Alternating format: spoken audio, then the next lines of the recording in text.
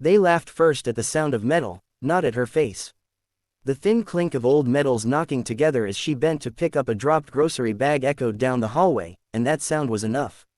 Someone snorted. Someone else whispered, "Fake."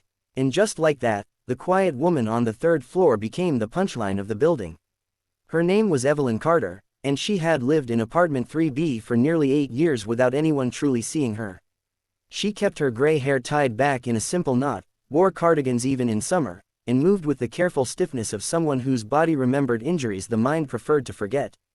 The medals, 3 of them, were pinned inside her coat, not for display but for safekeeping. The clasps were worn smooth.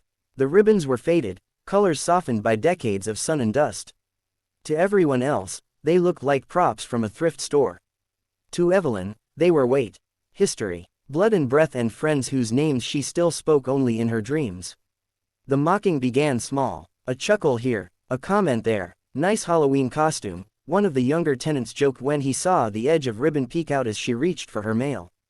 Another asked loudly if she'd won them playing video games. They didn't ask her directly. They never did. They spoke just loudly enough for her to hear, just softly enough to deny it later.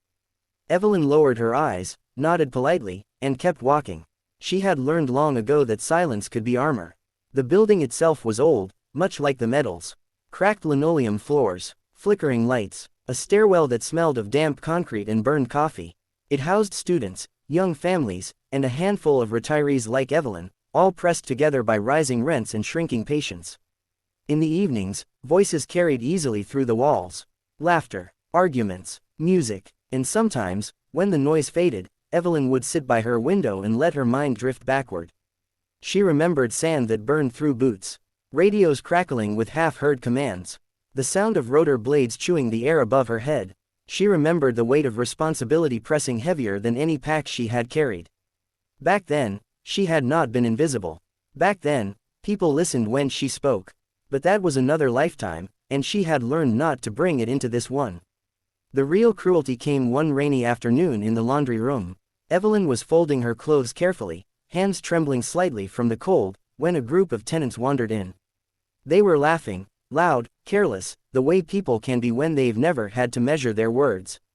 One of them noticed the medals resting on top of the dryer, placed there so they wouldn't catch on fabric. "Well, I'll be damned," a woman said, picking one up without asking. "Are these real? They look ancient," another replied.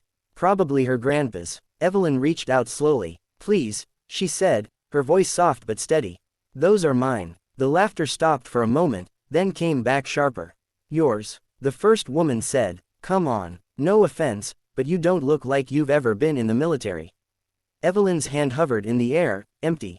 "Please," she repeated. Someone shrugged. "Relax. I'm just saying, people lie about this stuff all the time. Old rusty medals don't mean anything." That one landed deeper than they knew. Evelyn took the medal back gently, as if it might shatter. She nodded, folded the rest of her clothes in silence, and left the room with her head bowed. No one noticed the way her shoulders shook as she climbed the stairs. That night, she opened the small wooden box beneath her bed. Inside were photographs, letters, and a neatly folded flag.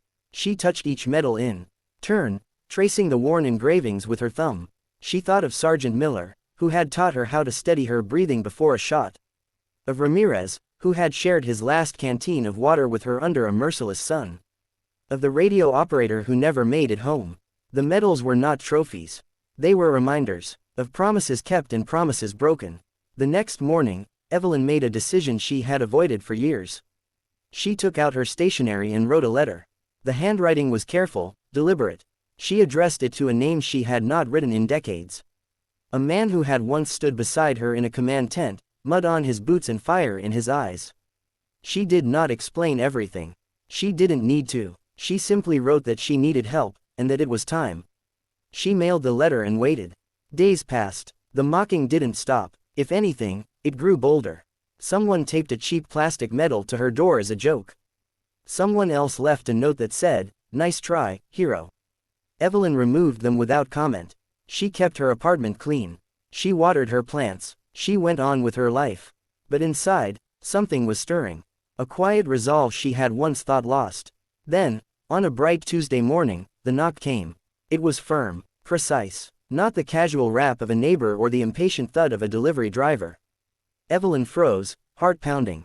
For a moment, she was back in another place, another time, standing at attention while waiting for orders. She smoothed her cardigan, took a breath, and opened the door. The hallway seemed to hold its breath. A man stood there in full dress uniform, posture straight as steel. His hair was silver now, his face lined with years of command, but his eyes were unmistakable. Sharp, focused, alive with recognition. Behind him stood two officers, equally formal, equally still. "Ma'am," the man said, his voice carrying authority that filled the narrow corridor. "Permission to enter." Evelyn's hand flew to her mouth. "General Harris," she whispered. He nodded once, then did something no one in that building had ever seen. He stepped forward and rendered a crisp salute, holding it with absolute respect. "Captain Evelyn Carter," he said loudly, clearly. "It is an honor to see you again." Doors cracked open up and down the hallway. Whispers spread like wildfire. The same people who had laughed now stared, eyes wide, mouths hanging open. The general lowered his salute only when Evelyn, tears streaming down her face, returned it with trembling precision. Inside her small apartment, the general stood at ease, taking in the modest furniture, the neatly arranged books, the medals now resting on the table between them. He picked one up gently, as if handling something sacred. "These aren't rusty," he said.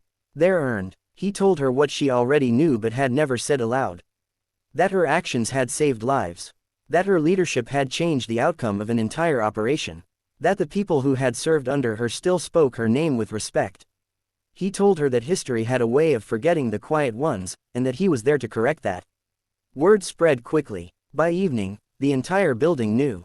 The mocking stopped. The notes disappeared. People avoided her gaze, ashamed, uncertain. Some tried to apologize. Some simply nodded awkwardly when they passed her in the hall. Evelyn accepted it all with the same quiet grace she had always shown. A week later, the general returned, this time with a small ceremony arranged in the courtyard. Chairs were set up, flags were raised, residents gathered, curious and subdued. Evelyn stood at the front, medals pinned proudly to her chest, no longer hidden. Her hands shook, but her spine was straight. The general spoke of service, of sacrifice, of the dangers of judging a story by its cover. He spoke of a young captain who had led with courage when courage was all she had. And when he finished, he turned to Evelyn and saluted once more, higher and sharper than before. The applause that followed was hesitant at first, then thunderous. Evelyn blinked back tears. She did not need their approval. She had never needed it. But the recognition mattered, not for pride, but for truth. That night, back in her apartment, Evelyn placed her medals on the shelf by the window. The moonlight caught the faded ribbons, making them glow softly. She felt lighter than she had in years. Not because people finally believed her, but because she had finally allowed herself to be seen. The mocking had tried to reduce her story to rust and ridicule. But stories, like medals, endure. They carry weight, and sometimes, all it takes is one knock on the door to remind the world, and yourself, of who you truly are.